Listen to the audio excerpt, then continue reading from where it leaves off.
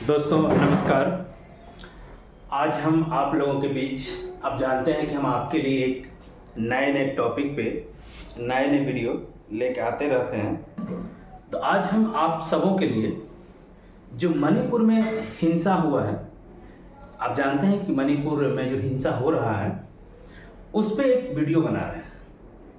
ठीक है कि इस हिंसा का यूपीएससी या स्टेट पीसीएस, उत्तर प्रदेश, बिहार, मध्य प्रदेश या यूपीएससी में किस तरह से क्वेश्चन पूछा जा सकता है, हम इस पे आज एक वीडियो आप लोगों के लिए बना रहे हैं कि इस हिंसा से यूपीएससी इंटरव्यू में, पीटी में, मेंस में किस तरह का क्वेश्चन पूछ सकता है। ठीक है, तो आइए हम बात करते हैं। आप सुने होंगे इससे पहले भारत सरकार की एक पॉलिसी थी, वो लुक ईस्ट पॉलिसी था। लुक ईस्ट पॉलिसी आप पढ़े होंगे, अगर आप बेसिक पढ़े होंगे तो आपको पढ़े होंगे। लुक ईस्ट पॉलिसी था। ये लुक ईस्ट पॉलिसी 1991 में, कहीं कहीं आपको 92 में मिल जाएगा, इसमें घबराना नहीं है, कहीं कहीं 92 में मिल जाएगा। तो 1991 और 92 में ये लुक ईस्ट पॉलिसी भारत सरकार के द्वारा लाया गया था। थोड़ा हम आपको बता देते हैं बैकग्राउंड क्यों लाया गया था। क्योंकि आप जानते हैं कि यूएसएसआर जो आज रसिया है, उसका 1991 में विघटन हो गया था। तो जो दुनिया में जो दो पावर सेंटर था, एक संयुक्त राज्य अमेरिका और एक रसिया, रूस, यूएसएसआर। तो आप जानते हैं कि 1971 में जब हमारा रसिया के साथ समझौता हुआ था, तो अमेरिका की अपेक्षा हम रसिया के नज़दीक ज़्यादा थे। ऐसे नहीं कि हम अमेरिका के नज़दीक नहीं थे, लेकिन अमेरिका की अपेक्षा हम रूस के नज़दीक ज़्यादा थे। ठीक है, तो जब विघटन हो गया तो एक पावर सेंटर बच गया, अमेरिका। तो भारत ने अपने रीजनल क्षेत्रों से, जो अपने रीजनल अड़ोसी पड़ोसी के देश थे, उनसे अपने संबंध को बनाने के लिए, और उस समय जो आसियान कंट्री था या आज भी जो है, वो अमेरिका के ज़्यादा नज़दीक था।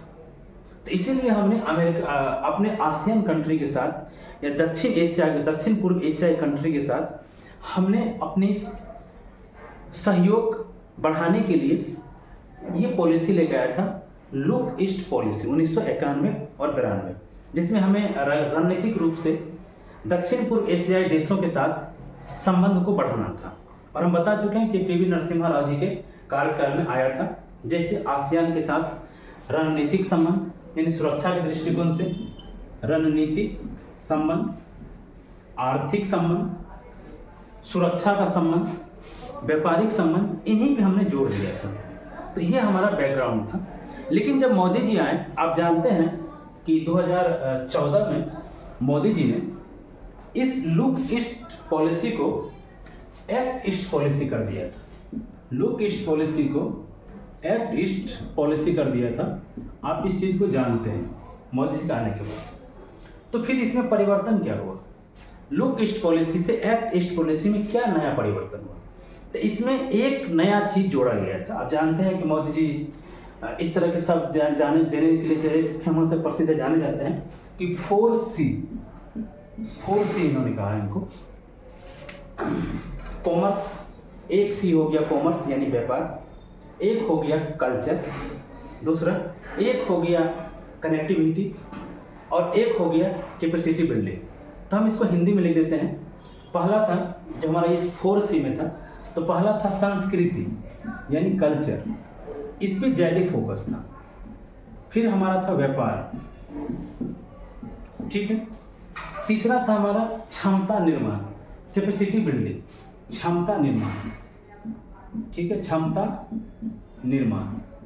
और चौथा था कनेक्टिविटी,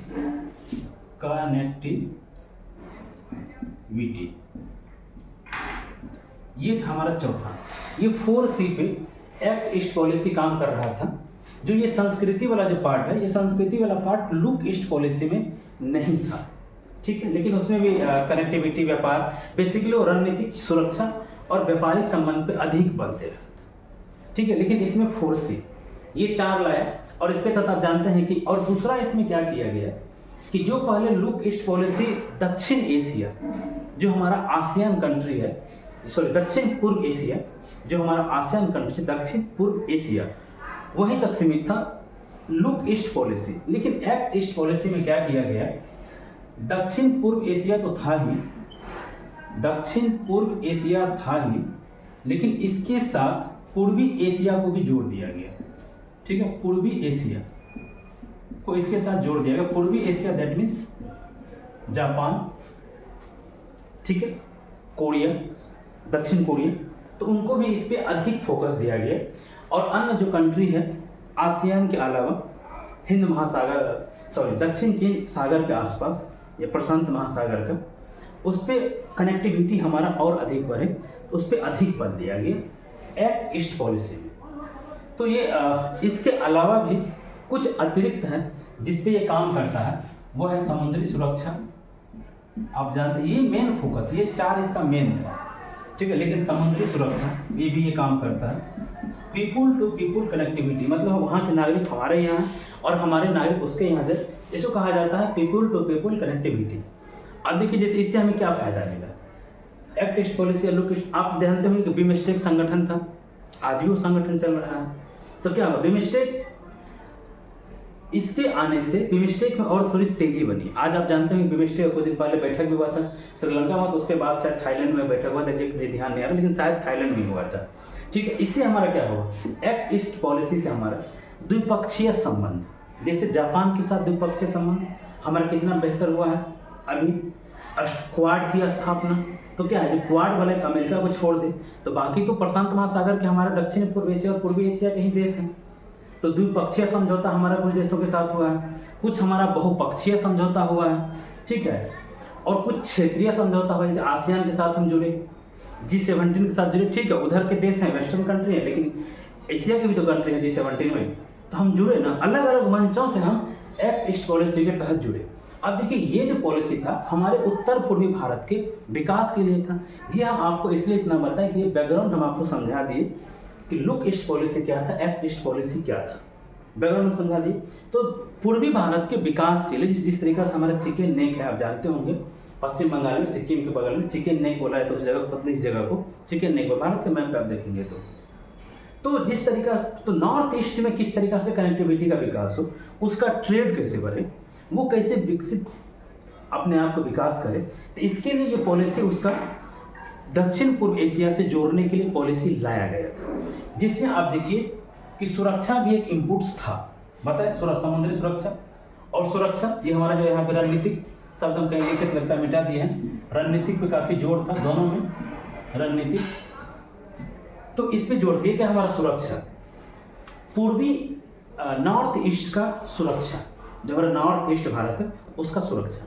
लेकिन अब देखिए मणिपुर में क्या हो रहा है, इस तरह की दुर्घटना आज से पहले मणिपुर में 2001 में हुआ था, 2001 में हुआ था सेम इसी तरह की दुर्घटना, जो उसके बाद ये फिर लगभग 22 साल बाद फिर 2023 में हुआ है, ठीक है। इससे पहले उस समय में ये इससे छोटा था, उसमें लगभग 100 आदमी के आसपास लोग मरे थे, लेकिन इसमें 100+ लोग मरे। तो ये एक सवाल है, देखिए वो क्यों हिंसा हो रहा है वो एक हम अलग वीडियो बना देंगे, ठीक है, वो हम बता देंगे। लेकिन यहाँ पे सवाल है यूपीएससी क्या सवाल पूछ सकता है।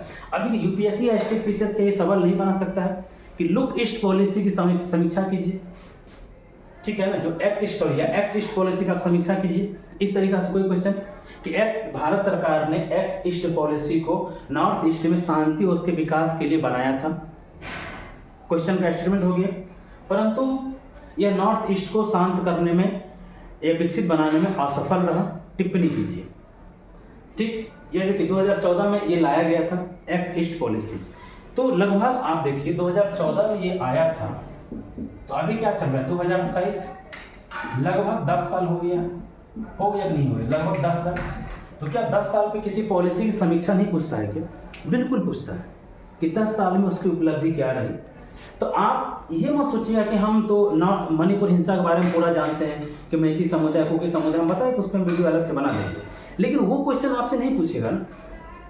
यूपीएससी या स्टेट पीसीएस जो मेंस में क्वेश्चन बनाएगा आपसे बनाएगा लुक ईस्ट पॉलिसी या एक्ट ईस्ट पॉलिसी को लेकर, कि भारत सरकार ने एक्ट ईस्ट पॉलिसी को नॉर्थ ईस्ट के विकास के लिए लाया था, परंतु क्या ये अपने सफलताओं को प्राप्त करने में असफल रहा। समीक्षा कीजिए, व्याख्या कीजिए, आलोचना कीजिए, या आप अपना सुझाव दीजिए, ठीक है। अब इसमें नया समझ गए ना, तो इस तरह का क्वेश्चन पूछेगा तो आप एक्ट ईस्ट पॉलिसी पे बहुत अच्छे से तैयार कर लेंगे, जितना हम आपको बैकग्राउंड बताए हैं। बाकी नेक्स्ट चीज़ आप अपडेट कर लेंगे। यहाँ इस टॉपिक को आप तैयार रखेंगे, यहाँ से क्वेश्चन पूछने की संभावना बहुत अधिक है। अब देखिए जो हमारा चल रहा है मणिपुर में, हो सकता है म्यांमार का उसमें हाथ हो सकता है चाइना का उसमें हाथ हो, ये घटना से हम समझ बता रहे हैं। तो इसको जब आप जोड़ेंगे थोड़ा सा वहाँ पे लोकल जो घटना है उससे भी जोड़ेंगे ना, कि जिस तरीक़ा से म्यांमार के साथ हमारा बॉर्डर लगता है, ठीक है, चाइना का इन्फ्लुएंस उस क्षेत्र में बढ़ता जा रहा है, तो इस घटना के पीछे अप्रत्यक्ष रूप से तो फिर उसको हम काउंटर कैसे करेंगे? भारत की भारत सरकार, अभी देखिए लगभग 45 दिन से अधिक हो गया है, कितने सारे लोग मरे हैं, ठीक है। तो काउंटर के लिए आप सुझाव देंगे कि एक्ट ईस्ट पॉलिसी को एक्टिव किया जाना चाहिए था। वहाँ पे जो क्षेत्रीय नेता है जो इस आंदोलन को लीड कर रहे हैं, उससे भारत सरकार को वार्तालाप करना चाहिए था। मैंने कुछ लोगों से यहाँ तक भी सुना, कहा थे बड़े बड़े एक्सपर्ट से, कि वहाँ पे राष्ट्रपति शासन इमीडिएट लगाना चाहिए था। इसलिए कि जिस तरीका से आप देखे होंगे कि वहाँ के एक जनरल थे जो सेना के पूर्व जनरल थे, उन्होंने कहा कि law and order states are failure, states fail कर दिया। केंद्रीय राज्य मंत्री थे, कोई शायद विदेश मंत्रालय में, किस मंत्रालय में, मुझे ध्यान नहीं है, उनके घर को जला दिया गया है, आप जानते होंगे। तो पोरस बॉर्डर है हमारा, म्यांमार के साथ हमारा बॉर्डर थोड़ा जटिल है, चाइना का इन्फ्लुएंस उस क्षेत्र में काफ़ी बढ़ रहा है, और वहाँ पे ड्रग्स सिंडिकेट, ड्रग्स रैकेट बहुत अच्छे से चलता है। तो ये तो हम बताएं कि इसका सुझाव, कि आप मणिपुर हिंसा पर अगर कोई सुझाव स्पेसिफिक आपसे पूछा गया तो आप क्या सुझाव देंगे। लेकिन एक्ट ईस्ट पॉलिसी के बारे में आपसे सुझाव पूछा गया कि एक्ट ईस्ट पॉलिसी के आपने सफलताओं को प्राप्त करने में असफल रहा, आप अपना सुझाव दें। तो फिर आप बताएंगे कि जो अन्य पड़ोसी देश है, एक्ट ईस्ट पॉलिसी के तहत हमने जिन देशों के साथ संबंध को बनाया है उसे और मजबूत करने की जरूरत है, पीपुल टू पीपुल कनेक्टिविटी बढ़ाने की जरूरत है। भारत सरकार के द्वारा दक्षिण पूर्व एशिया में या म्यांमार में या थाईलैंड में जो भी प्रोजेक्ट चलाए जा रहे हैं उसे जल्द से जल्द पूरा किया जाए, कनेक्टिविटी, व्यापारिक, इस सब को बढ़ावा दिया जाए अंतर्राष्ट्रीय स्तर पे। दैट मीन्स कि अंतर्राष्ट्रीय देश, जैसे अमेरिका का जिस तरीका से संबंध है, या जिस तरीका से वो दक्षिण पूर्व एशिया में अपना दबदबा रखता है और अमेरिका के साथ हमारा संबंध है, तो अंतर्राष्ट्रीय मंचों के द्वारा मदद लेके हम अपने एक्ट ईस्ट पॉलिसी को अधिक सुदृढ़ बनाएं ताकि नॉर्थ ईस्ट में शांति बहाल हो। अब एक सब और सुनिए, अभी भारत क्या है, G20 का अध्यक्ष है। आप एक सुझाव दे सकते हैं कि नहीं दे सकते कि भारत G20 का, वर्तमान में भारत G20 का अध्यक्ष है। G20 का अध्यक्ष होने के नाते भारत इन देशों से अपने रणनीतिक महत्व की साझेदारी को साझा कर सकता है और अपनी बातों को, मनवा सकता शब्द नहीं था, अपनी बातों को या इन मुद्दों पर इन देशों का ध्यान आकर्षित कर सकते हैं जिन पे उनका सहयोग, विकसित देशों का, विकासशील देशों का, G20 देशों का सहयोग प्राप्त कर सकते हैं। आप ऐसे लिखेंगे, ठीक है।